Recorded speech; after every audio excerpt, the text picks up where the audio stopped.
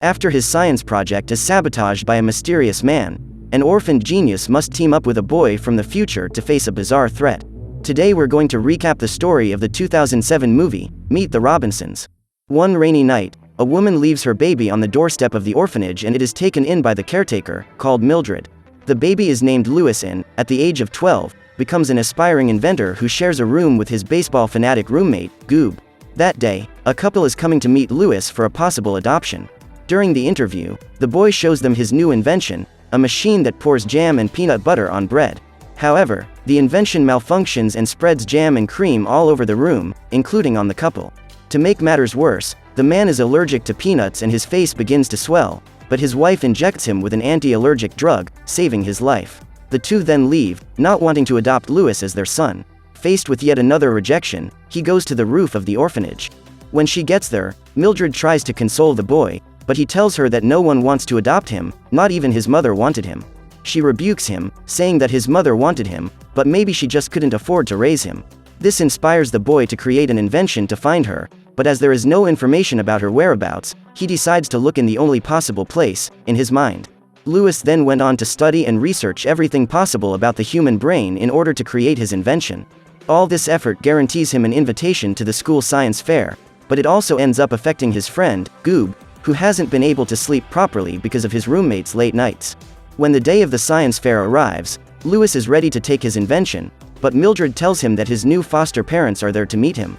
However, the boy says he no longer wants to be rejected and that he will find his mother, and even though his carer tells him to forget the past and think about the future, he goes anyway.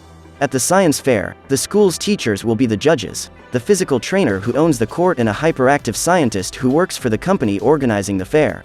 While they assess the other projects, such as a miniature volcano and an ant farm, Louis arrives with his invention. However, he is approached by a boy called Wilbur, who claims to be a secret agent from the future using a time machine. He goes on to say that he needs Louis' help to find a bandit who wears a bowler hat and who came to this time using another time machine that he stole. Although he doesn't really believe the conversation, Louis agrees to help. After that, Wilbur thinks he has found the man he was looking for and knocks him down, but it was just a student carrying his science project. While the boy is helping to clean up the mess he has caused, the man he mentioned appears on the scene. At that moment, his bowler hat, which is actually a mini robot named Doris, floats away without anyone noticing and goes to Louis' invention. The robot then sabotages the boy's invention by removing some of the screws, just as he was about to start his presentation to the judges. Without realizing what was happening, Louis showed his machine, which he called a memory scanner, capable of accessing the human brain and displaying past events on a screen. Everyone is excited about the invention, but when Louis turns it on, it starts to malfunction and the fan attached to it flies off, hitting one of the lamps. This causes sparks to spread and activates the volcano of one of the participants, who, frightened, runs away and falls onto the table where the ant farm was, throwing them at the gym coach, who runs off in despair. Then the volcano causes the fire system to activate, soaking everything and putting an end to the science fair. Disappointed with his failure, Louis walks away and leaves his invention behind. Then the bandit with the bowler hat seizes the opportunity and steals the memory scanner. Back at the orphanage, Louis is furious and starts tearing out the pages of his notebook with the notes of his invention, but Wilbur appears and throws one of the pages back, saying that he should fix his scanner.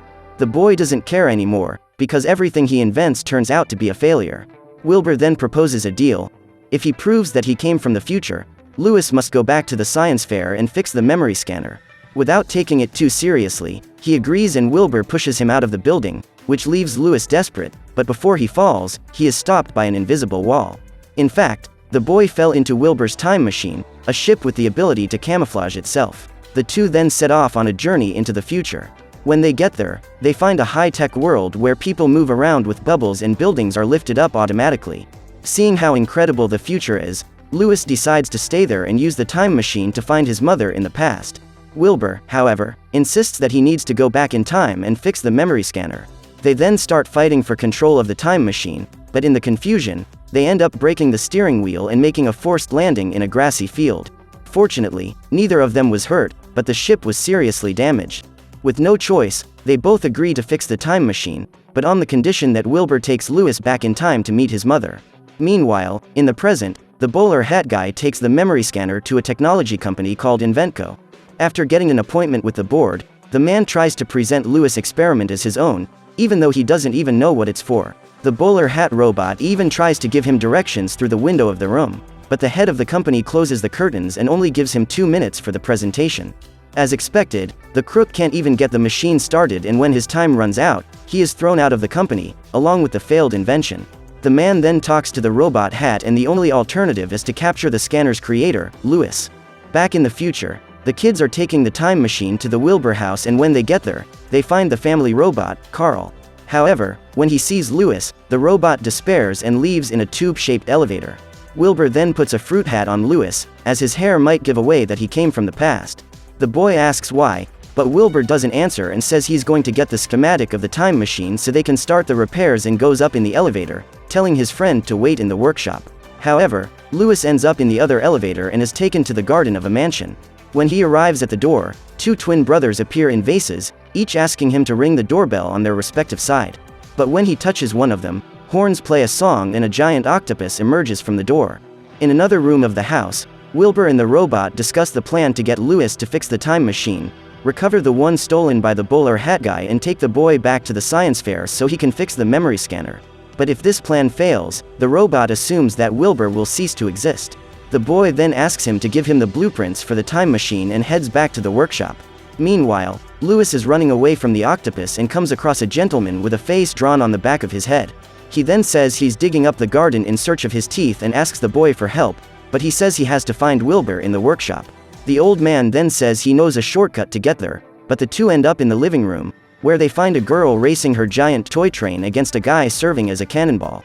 After that, Louis continues to look for the garage with the old man, and on the way, he meets each member of Wilbur's family, the so-called Robinsons. In fact, the giant octopus that appeared on the doorstep is actually the family butler. Unable to find the garage, they decide to ask the matriarch of the house, Mrs. Franny, who is conducting her frog orchestra. After the show is over, the old man finds his teeth being used by one of the frogs, and the family gets together to celebrate. Louis takes advantage of this distraction to look for Wilbur, but the two bump into each other on the way.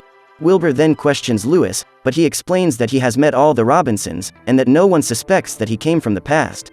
In the present, the bowler hat guy goes to the orphanage looking for Louis, but ends up meeting Goob. The boy came home sad from the baseball game because he hadn't slept properly due to his roommate's late nights at work, and ended up dropping the ball at the decisive moment.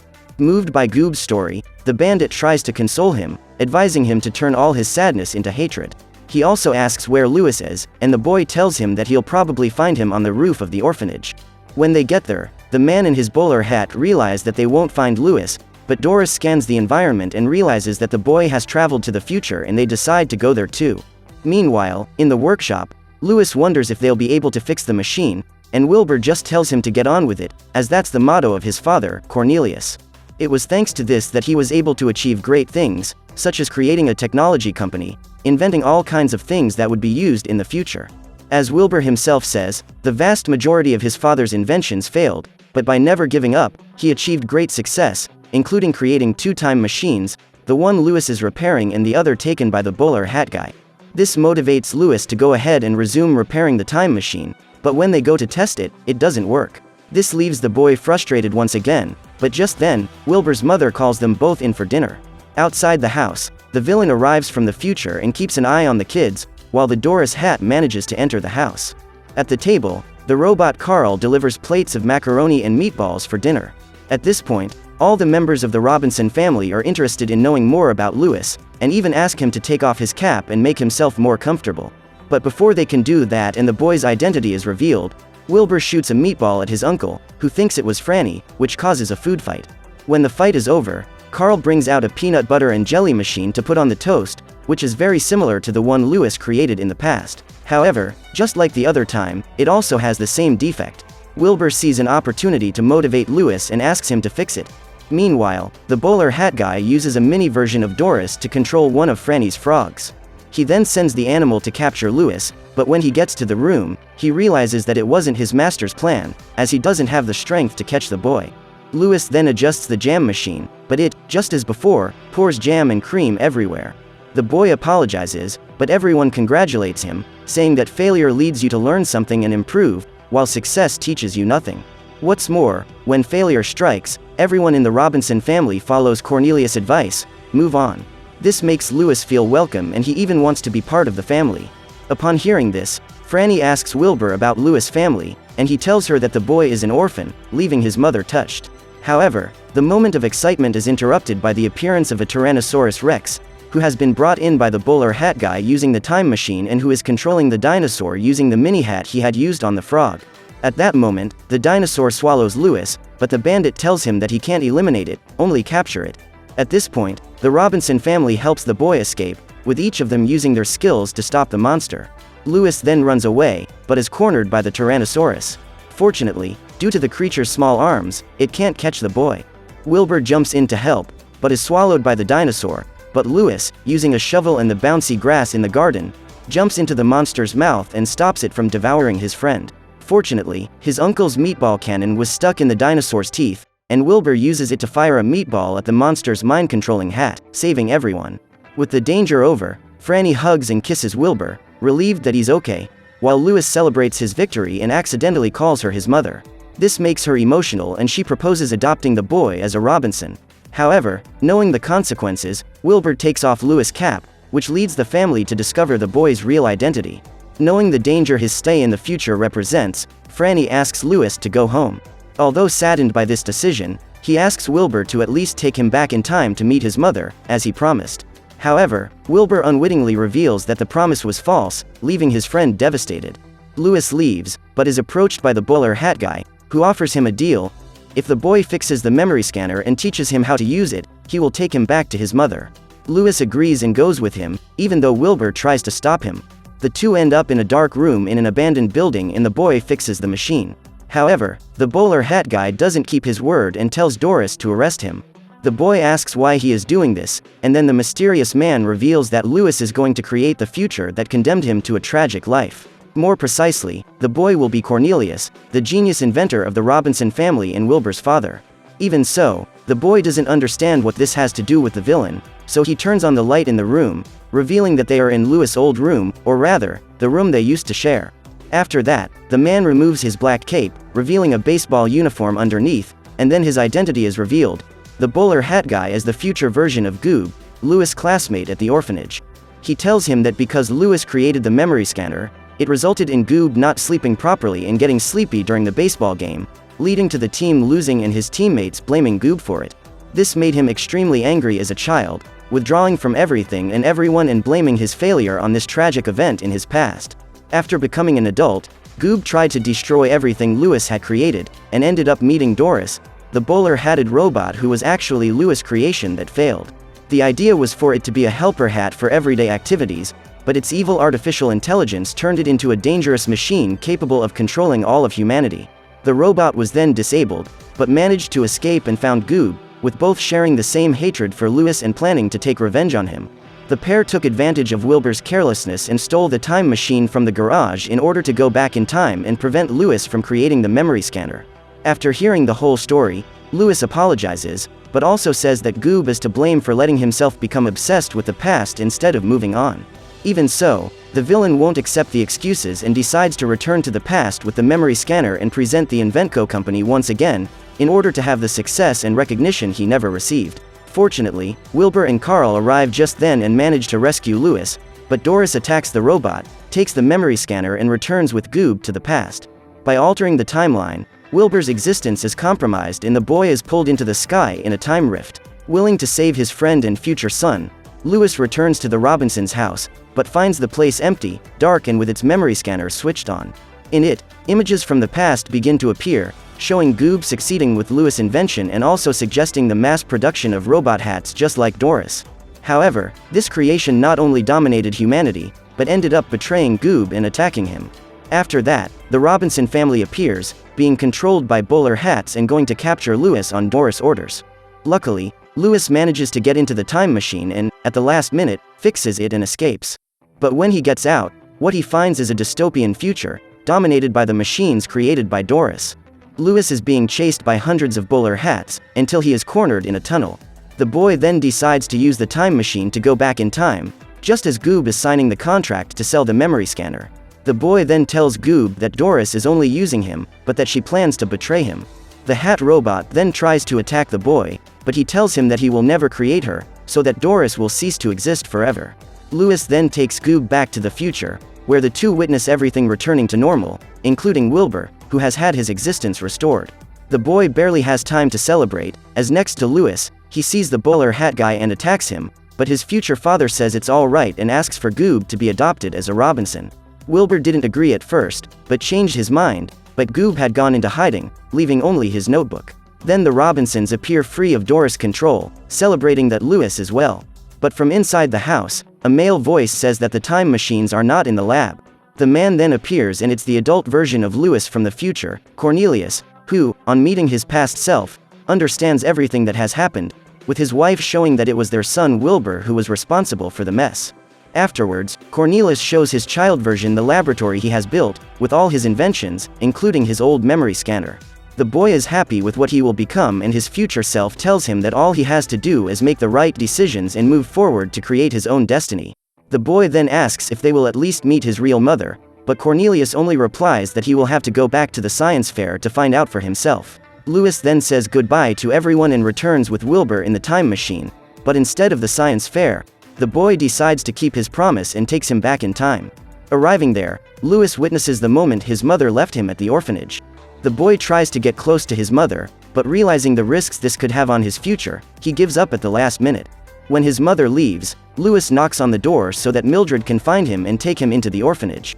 The boys then return to the present, and Wilbur asks why Louis didn't want to talk to his mother, and he replies that it's because he already has a family. The two of them say goodbye and Louis is about to return to the science fair, but before he does, he decides to take care of something. Arriving at the baseball game, he finds Goob asleep at the exact moment he was going to drop the ball. However, Louis wakes him up and he catches the ball with his glove, saving the game and Goob's future. Back at the science fair, the boy asks his teacher to give him one more chance, so he gives his presentation on the memory scanner and asks for a volunteer, with the scientist offering. She then tells Louis the memory she wants to relive on the scanner and the boy turns on the machine. The invention works, showing her wedding day, revealing that her name is Lucille and that her husband is Bud, the same old man from the Robinsons' house who drew a face on his bald head and kept losing his teeth. Just then, Bud from the present appears on the court and, impressed by the boy's invention, tells him that he is special, but that the name Louis doesn't suit him. Before he could complete the sentence, Louis said that he was more like Cornelius, the same name he would have in the future. Then a frog jumps on Bud's face, and its owner catches it, a girl who reveals her name, Franny. Louis realizes that she is his future wife. Then adopted by Lucille and Bud, Louis, now using the name Cornelius, says goodbye to his friend Goob and his guardian Mildred and goes to his new home. When he got there, he found a huge space that would become his laboratory in the future. Giving his adoptive parents a loving hug, the boy then sets about using his intelligence and imagination to create the inventions that would change the world. So what did you think of this movie? Leave it in the comments below. And if you liked the video, like and subscribe for more movie recaps. See you next time.